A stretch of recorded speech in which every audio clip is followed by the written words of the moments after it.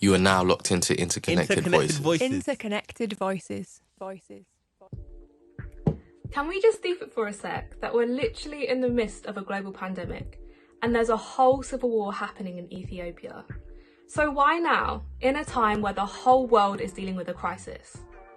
Well, the conflict between Ethiopia and the Tigray Liberation Front is historic. Before Mr. Abiy Ahmed became the Ethiopian Prime Minister in 2018, the Tigrayans were pretty much dominant in Ethiopia for around 30 years. But when Mr. Abiy Ahmed came into power, he pushed for a lot of economic reforms. For example, he made peace with Eritrea after 20 years of fighting, which he actually won a Nobel Peace Prize for. But more poignantly, he also made sure key members of the TPLF were removed from the government. So basically, they had no influence over Ethiopia anymore. That significant change in political power has led tensions to rise for the past year. And it all kind of blew up on November the 4th when Mr. Abiy Ahmed accused the TPLF of attacking an Ethiopian military base.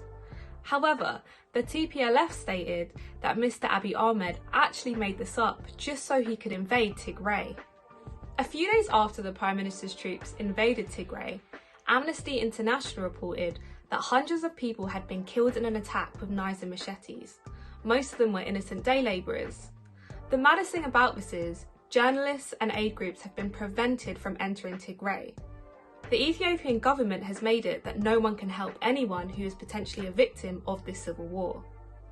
What is so wild to me is despite the immense pressure that has been put on Mr. Abiy Ahmed to put an end to this civil war and sort this out diplomatically, he stated that he has no intention of backing down, and neither does the TPLF, who are going to defend their region until the bitter end. See you again soon for more reports on global stories of interconnected voices.